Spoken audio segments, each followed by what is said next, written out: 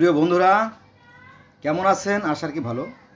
আজকে আমি খুবই মহা গুরুত্বপূর্ণ একটা বিষয় নিয়ে আলোচনা করব, আর সেটা হচ্ছে চড়ক পূজার প্রকৃত ইতিহাস। চড়ক পূজার প্রকৃত ইতিহাস।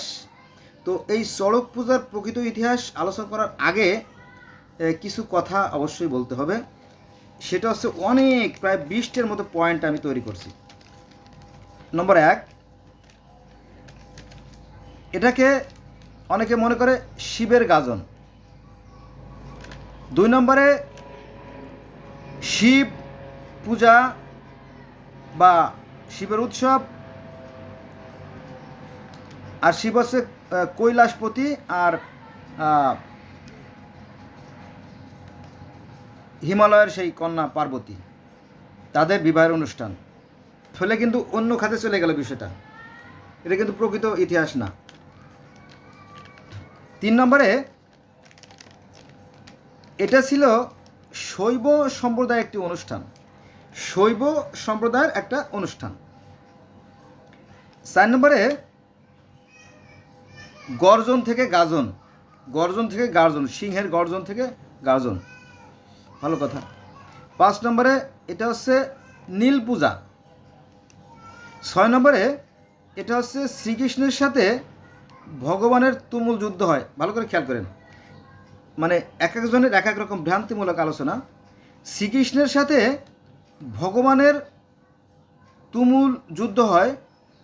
সুদর্শন চক্র হতে আহত হলে শিব এসে সেই সেই গণ্ডগোল সমাধান করে দেয় এবং বান রাজাকে ক্ষমা করে দেন যে তোমরা যুদ্ধ বিগ্রহ করো না। হ্যাঁ, তো সেই স্ত্রীকে ধারণ করে তারা ওই এই ঘটনাগুলো ঘটে থাকে। 7 নম্বরে, নন্দীর নির্দেশে অনুযায়ী মহারাজ বান শিবের সাধন ভজন শুরু করে। সেই অনুষ্ঠান ভালো করে শুনেন। নন্দীর নির্দেশ অনুযায়ী মহারাজ বান শিবের সাধন ভজন শুরু করে। ওই যে গন্ডগোল বিটে গেল, তারপরে বন্ধু হয়ে গেল। এক বন্ধু আরেক বন্ধু কী করে, একজনের বাড়ি বড় মাছ নিয়ে যায়, পরে আরেকজন আরেক বাড়িতে গরু একটা খাসি কিনে নিয়ে যায় আর কি, ওরকম আর কি। আচ্ছা, এই যে কথাগুলো বললাম 7টা পয়েন্ট, এগুলো কোথায় আছে? এটা আছে শুক্র পুরাণে, আছে দক্ষ বৈবত পুরাণে, আছে লিঙ্গ পুরাণে, আছে নৃসিংহ পুরাণে। অনেক পুরাণ, তাই না? 4-5টা পুরাণে আছে, আরও আছে। যার যার মতো করে মনের মাধুরী মিশিয়ে তিল তিল প্রাকৃতিক সৌন্দর্য দিয়ে এগুলো লেখছে আর কি, যার যার মতো করে। ফলে এই ধর্মটা আর 12টা বেজে গেছে আর কি। আচ্ছা, এবার আসেন 8 নম্বরে। এটা হচ্ছে পার্বতীর বিয়ে। বিয়ে স্মরণে এই অনুষ্ঠান করা হয়। প্রকৃত সত্য কিন্তু এখনও আমরা আসিনি। প্রকৃত সত্য আমি বলবো, আমার সাথে থাকেন। ভোলানাথের উপাসনা, এটা হচ্ছে ভোলানাথের উপাসনা। সূর্যের তেজ কমানোর জন্য এটা করা হয়। এই যে আজকে হলো আপনার পয়লা বৈশাখে আপনার, হ্যাঁ,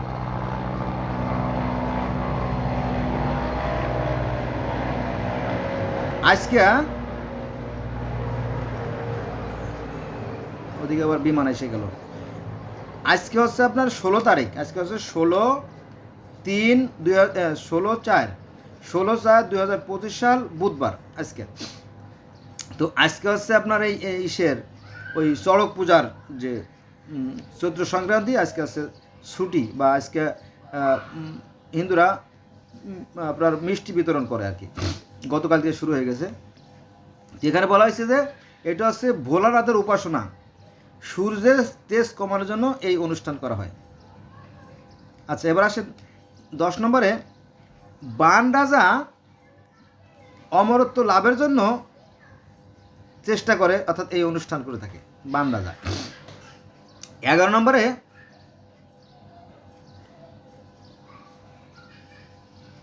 পশুবধ সম্প্রদায় এই দিন পালন করে প্রাচীনকাল থেকে।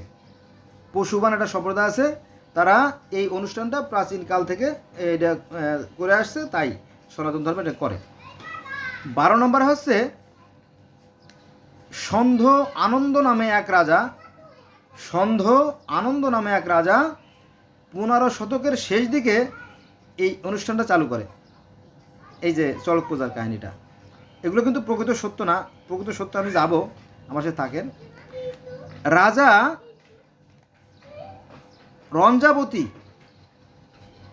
রাজা রঞ্জাবতী ধর্মরাজকে খুশি করতে, রাজা রঞ্জাবতী ধর্মরাজকে খুশি করতে গাজন শুরু করে, একে বলে ধর্মমঙ্গলী। এবার আসেন 14 নম্বরে নীল ষষ্ঠী, একে বলা হয় নীল ষষ্ঠী। কেন বলা হয়?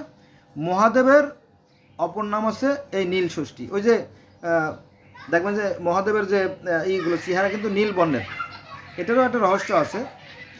উনি বিষ জমায় রাখছিল, এই জন্য ওনার নীল বর্ণ হয়েছে, এটা ঠিক আছে, কিন্তু এটা প্রকৃত সত্য না।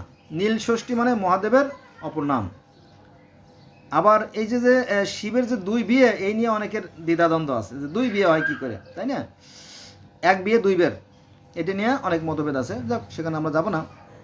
15 নম্বরে নীলকণ্ঠ বা বেলকণ্ঠ, নীলকণ্ঠকে আবার বেলকণ্ঠ বলা হয়। বেল গাছ লাগে, বেল গাছ নিয়ে পূজা করে। সবচেয়ে মজার যে বিষয়গুলো, সন্ন্যাসীরা যে কাজগুলো করে থাকে, দেখেন সন্ন্যাসীরা বা ব্রাহ্মণরা তাদের ব্যবসার জন্য কী করে দেখেন, তারা বলে তোমরা স্বর্ণ দাও, তোমরা স্বর্ণ দাও, সবার ঘর থেকে স্বর্ণ আনো। কারণ স্বর্ণ তো সবসময় দামি জিনিস ছিল। এই স্বর্ণ দিয়ে তারা কী করে, চোখ তৈরি করে। চোখ তৈরি করার পর তো আরও দেয় না কেউ, ওইটা সন্ন্যাসীরা বা ব্রাহ্মণরা রেখে দেয়। তাহলে এই বিভিন্ন লোকের কাছ থেকে টাকা পয়সা নেয় অথবা স্বর্ণ নিয়ে তারা স্বর্ণের চোখ তৈরি করে, পরবর্তীতে হয়তো বিক্রি করে অথবা রেখে দেয় নিজেদের কাছে, এরকম আর কি। আগুনের পাশে হাঁটে, জানেন তো? আগুনের পাশে হাঁটা ঠিক আছে, এটার সাথে একটা রিলেশন আছে। আগুনের পাশে হাঁটে, তারপরে ছুরির উপর দিয়ে হাঁটে, তারপরে পিঠে বর্ষি গাইতে ওই যে চড়ক গাছে ঝুলায়, এটার সাথে মিল আছে, এটা আমি পরে আলোচনা করতেছি। আচ্ছা, বাবা তারকনাথের জন্য সন্ন্যাসীরা স্বর্ণ ও টাকা দেয়। বাবা তারকনাথের জন্য সন্ন্যাসীরা টাকা দেয়, স্বর্ণ দেয়, গহনা দেয়, হ্যাঁ, এটা দেয়, সেটা দেয়, ওটা দেয়, সব দেয়, হ্যাঁ, তারকনাথের জন্য। তারপর আসে 16 নম্বরে নীলাবতীর সাথে শিবের বিয়ে। আরেকটা জায়গায় ঘুরে গেল না, নীলাবতীর সাথে শিবের বিয়ে। তো এই নীলাবতীর সাথে শিবের বিয়ের সময় ভূত, প্রেত, দৈত্য, দানব, রাক্ষসী, যত রকমের ভালো মন্দ যত ছিল, সৃষ্টি ছিল, সবাই সেখানে সমানভাবে আনন্দ ফুর্তি করে।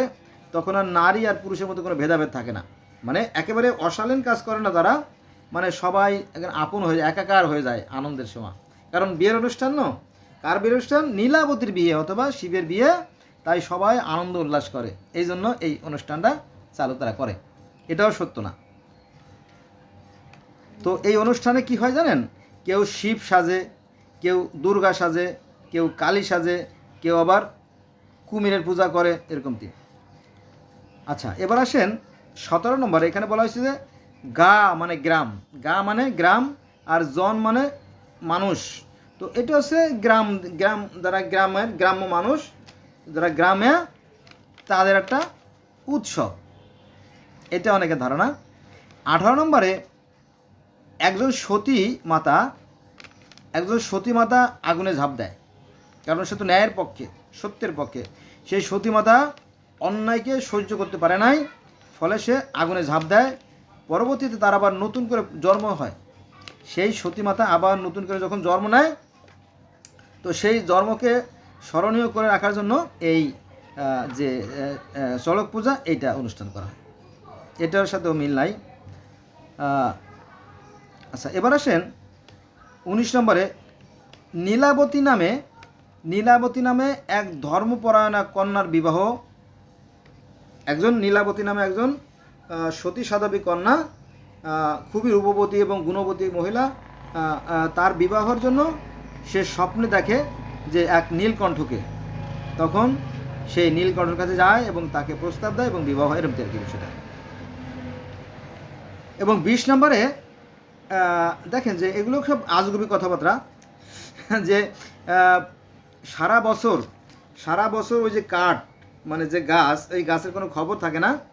তো এই গাছটা যেহেতু আগামীকাল হচ্ছে চড়ক পূজা, তো ওই নদীর ধারে যায় বলে আছে, হে গাছ গো, তুমি কালকে সকালবেলা এখানে হাজির হয়েও, তোমাকে দিয়ে আমরা চড়ক পূজা করবো। গাছ সেই পানির মধ্যে থেকে উঠে চলে আসে। এগুলো সব গাঁজাগরি কথা, মিথ্যে কথা, হ্যাঁ, কারণ গাছ চলাফেরাও করতে পারে না, হ্যাঁ, গাছ পানিতে ভিজে রাখে, বা ভিজা গাছ এখানে লাগে, এটা ঠিক আছে, ঠিক আছে। এখন মূল কথা আসি। মূল কথা বলতে যে পরমেশ্বর তো একা, তিনি চিন্তা করলেন আমি এক থেকে বহু হব, আমি সৃষ্টি করব, তিনি সৃষ্টি করলেন এবং 4 জন প্রধান দেবতা সৃষ্টি করলেন। এই 4 জন প্রধান দেবতা সৃষ্টি করলেন, এটা আছে আপনার অথর্ববেদের 6ষ্ঠ অনুবাকের 8ম সূক্তে। আবার শুনেন, এই যে 4 জন যে ব্রহ্মার সৃষ্টি, এটা আছে অথর্ববেদের 6ষ্ঠ অনুবাকের 8ম সূক্তে, বেদ থেকে বলতেছি কিন্তু। তারপরে আরও কয়েকটা কথা বেদ থেকে বলি, তারপরে মূল আলোচনায় যাই। গরু, এই গরুর কাহিনী কোরআন শরীফের প্রথমে আছে, বেদেরও প্রথমে আছে, অর্থাৎ ঋগ্বেদের প্রথম মণ্ডলে 164 গরুর কাহিনী আছে। তারপরে গন্ধফলের কাহিনী কোরআনে আছে, এই গন্ধফল কাহিনী ঋগ্বেদের প্রথম মণ্ডলের 166 আছে। তারপরে গন্ধবের কথা আছে ঋগ্বেদের নবম মণ্ডলের 10ম সূক্তে আছে। তারপরে ঈশ্বর যে জ্যোতিরূপ, সেটা আছে ঋগ্বেদের নবম মণ্ডলের 13তম সূক্তে আছে। তারপরে জ্যোতিরূপ ভগবান, এটা আছে যজুর্বেদের প্রথম মণ্ডলের প্রথম প্রপাটকে। এরপরে সাপ, কোরআনেও সাপের কথা বলা আছে, গিলগামেশের মহাকাব্যের সাপের কথা আছে, মিশরীয় পুরাণের সাপের কথা আছে, বৌদ্ধ ধর্মের সাপের কথা বলা আছে, অ্যাজটেক ধর্ম, মায়ান ধর্ম, কেল্টিক ধর্ম, মিশরীয় ধর্ম, সুমেরীয় ধর্ম, হ্যাঁ, তারপরে পার্সি ধর্ম, এখানে সাপের কাহিনী বলা আছে, যেটা বেদেও আছে। এটা আছে অথর্ববেদের প্রথম প্রপাটকের 5ম সূক্তে। অথর্ববেদের প্রথম প্রপাটকের 5ম সূক্তে এই সাপের কাহিনী আছে, সাপ। তারপরে ঈশ্বর মাত্র একজনই, সে কথাও আছে আপনার অথর্ববেদের 2য় সূক্তে। তারপরে তিনি এক এবং অদ্বিতীয়, সে কথাও আছে আপনার এই অথর্ববেদে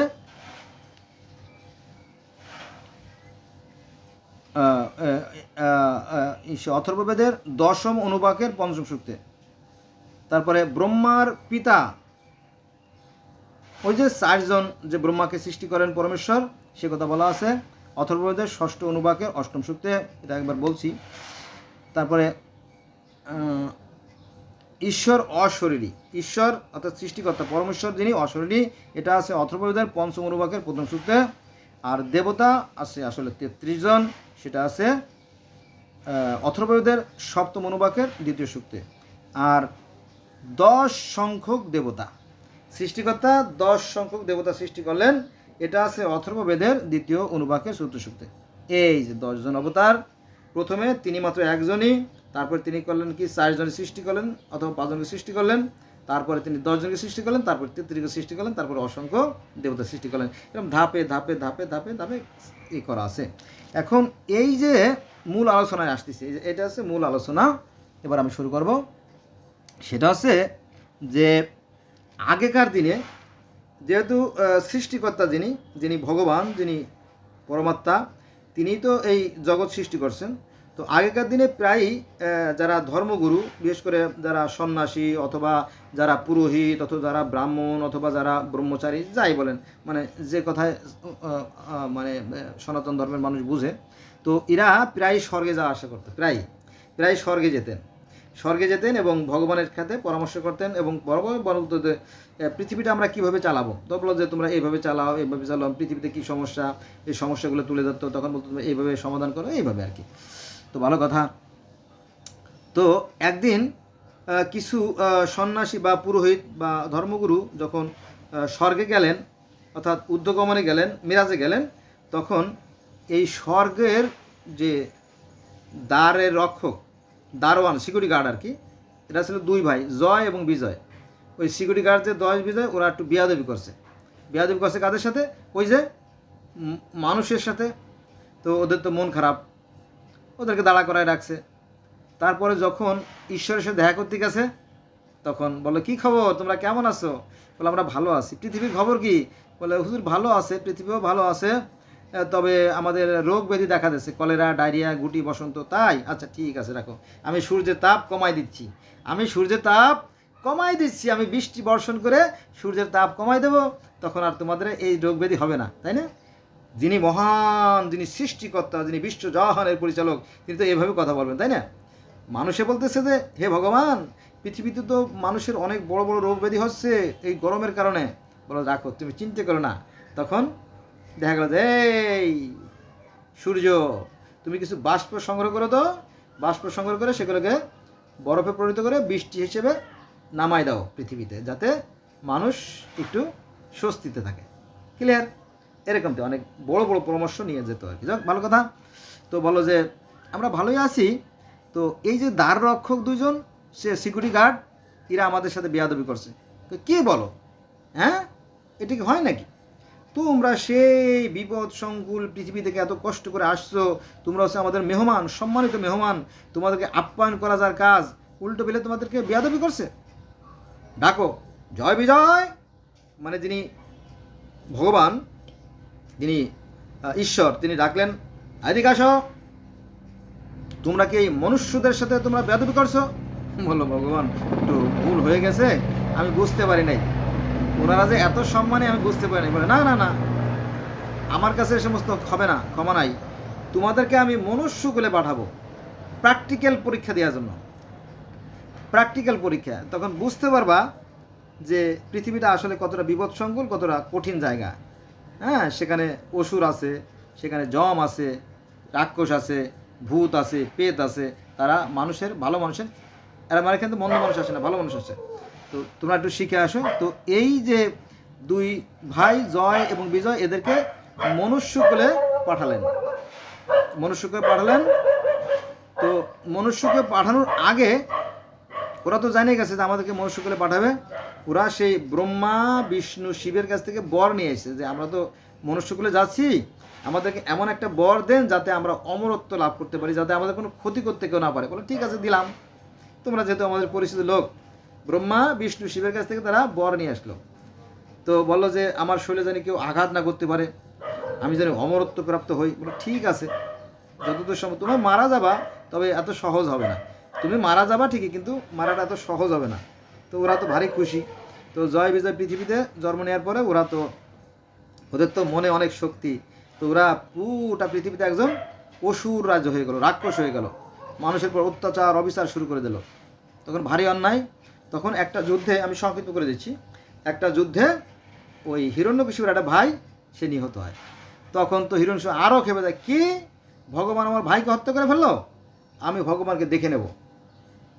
এই কেমন ব্যাপার না? ভালো কথা। তো দেখলো যে এটাও তো বেয়াদব, এ তো সংশোধন হলো না। ভাবছিলাম মনুষ্যকুলে জন্ম নিয়ে ওরা নিজেদের সংশোধন করে আসবে, কিন্তু উল্টো পথে ওরা আরও অত্যাচারী হয়ে গেছে। তখন এই হিরণ্যকশিপুর স্ত্রীর নাম ছিল কয়াদু। এই মহিলা ছিল খুবই সতী সাধবী, পবিত্র মহিলা। তারই ঘরে জন্ম নিল এই প্রহ্লাদ মহাজন, অর্থাৎ হিরণ্যকশিপুর পুত্র। তো তাকে স্কুলে পাঠায়, তারে শিখায় একটা, সে শেখে আর একটা, সে শিখায় একটা, শেখে আর একটা। তো এই নালিশ চলে আসে তার কাছে। তখন সে তো খুব মনক্ষুণ্ণ, কী ব্যাপার, তোমারে শিখাই একটা, তুমি করো একটা, পাইছোটা কি? যাই হোক, এভাবে ছেলের সাথে পিতার দ্বন্দ্ব দিন যায় বাড়তে থাকে, দিন যায় বাড়তে থাকে। তো পিতা তো অসুর, রাক্ষস, পিশাচ, সে ওই যে মূর্তি পূজা করে বেড়ায়, মূর্তি পূজা করে। আর ছেলে হচ্ছে নিরাকার ভগবানে বিশ্বাসী, হরি হরি হরি। হিন্দুরা যখন তাদের শ্মশানে যখন সব দাহ নিয়ে যায়, তখন যাওয়ার সময় হরি বলো, হরি বলে একটা উচ্চারণ করে। হরি বলো মানে কি, আল্লাহ বলো, আল্লাহ বলো, বা সৃষ্টিকর্তার নাম স্মরণ করো, সৃষ্টিকর্তার নাম স্মরণ করো। কিন্তু এই অর্থ মুসলমানরা জানে না, ফলে এই হিন্দু আর মুসলমানদের মতো দ্বিধাদ্বন্দ্ব। কিন্তু একই কথা, আমরা যেমন বলি কলেমা পড়ো, আল্লাহ আল্লাহ বলো, ঠিক ওরাও এই একই কথা বলে, কিন্তু আমরা অর্থ বুঝি না। তো হরি বলো, হরি বলো, হরি বলো বলে। তো এই নালিশ চলে গেছে ছেলে, এই যে বাবার কাছে। বাবা বলে যে ওই ছেলে মেরে ফেলাও, অমন ছেলে দরকার নাই, বাপের মানুষ সব নষ্ট করে ফেলেছে। এই লে হালুয়া। তখন পাহাড়ে নিয়ে তাকে ছুঁড়ে ফেলে নেওয়া হয়, কিন্তু সে মরে না। তাকে তলোয়ার দিয়ে কাটতে যায়, কিন্তু সে মরে না। তাকে হাতি দিয়ে পাড়াইয়ে চ্যাপ্টা করতে চেষ্টা করে, কিন্তু সে পড়ে না।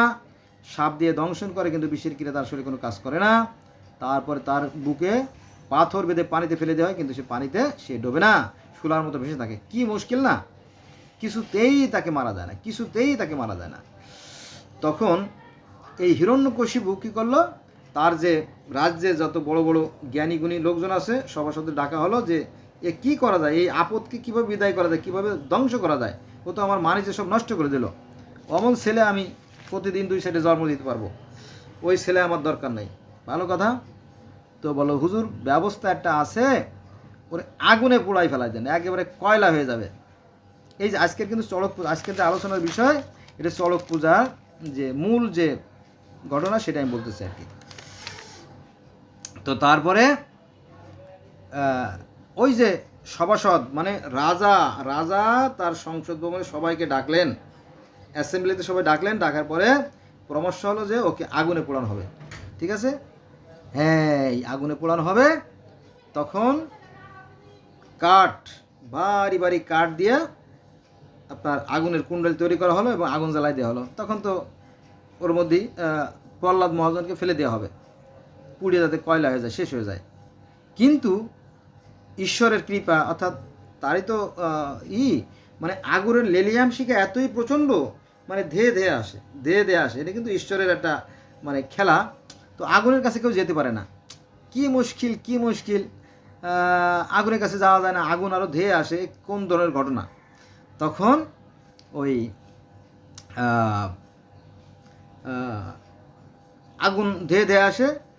তখন কি করলো, একটা গাছ একটু দূরে, অনতি দূরে একটা গাছ গেড়ে ওই যে চড়ক পূজার মতো যে ক্রেন সিস্টেম, তো ক্রেনের মতো বড় বড় বিল্ডিং তৈরি হয় না এখন, ওরমটি ক্রেন সিস্টেমে এভাবে একটা গাছ গাড়া হলো, আর একটা ক্রেন দিয়ে এভাবে আস্তে এভাবে আগুনের মধ্যে প্রহ্লাদ মহাজনকে ছুঁড়ে ফেলানো হলে।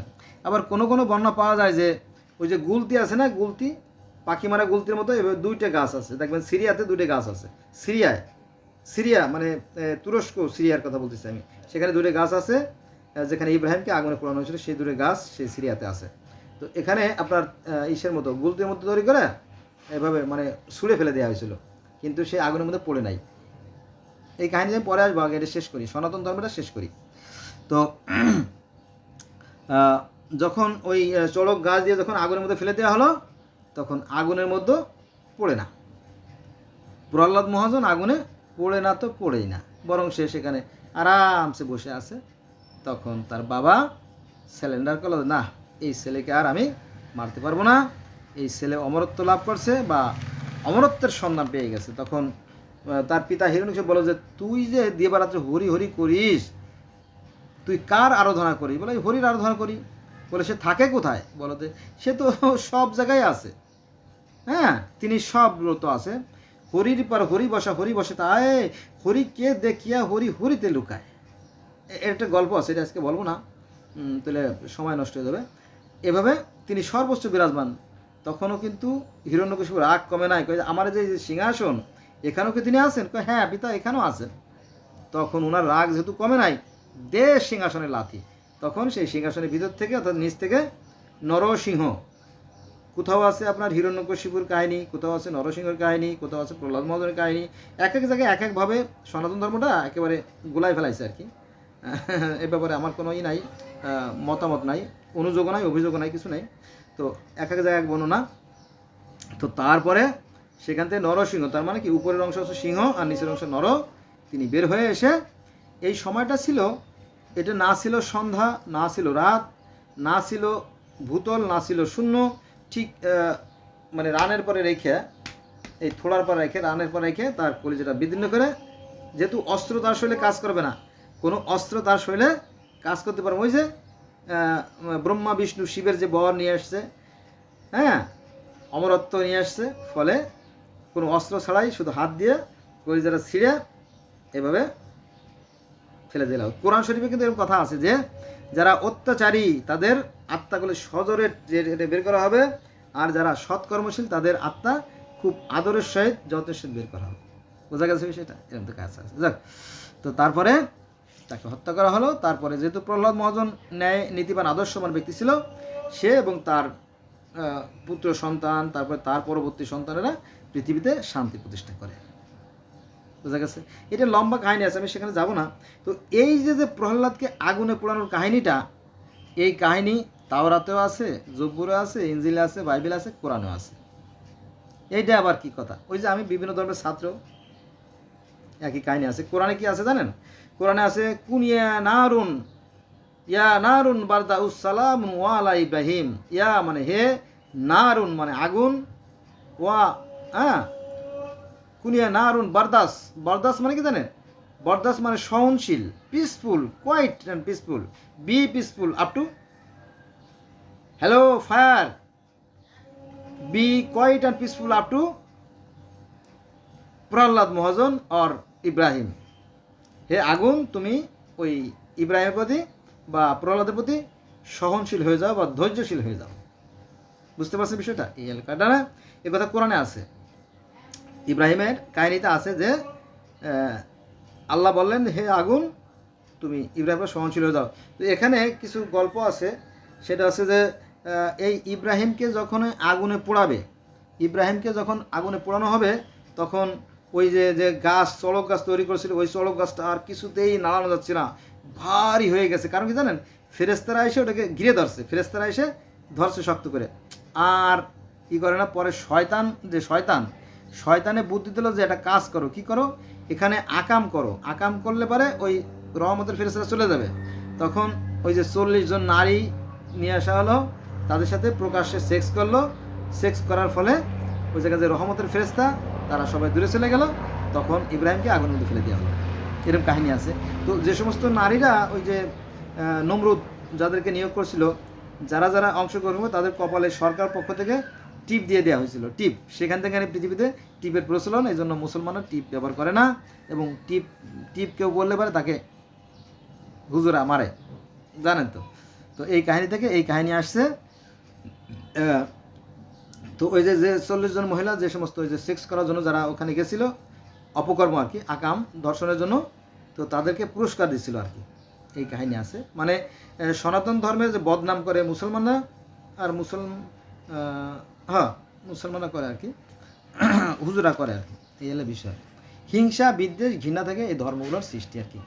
তাহলে এই যে চড়ক পূজার যে কাহিনী, এই কাহিনীটা কোরআনেও আছে, বাইবেলেও আছে, তাওরাতেও আছে। আর কি আপনার ওই যে ঈশ্বরের অবতার রহস্য, ঈশ্বরের কিন্তু 10 অবতার আমি বলছি না এখানে, ঈশ্বরের 10 অবতারের কথা বলা আছে বেদে। বেদের আমি বলতেছি কোথায় আছে 10 অবতার,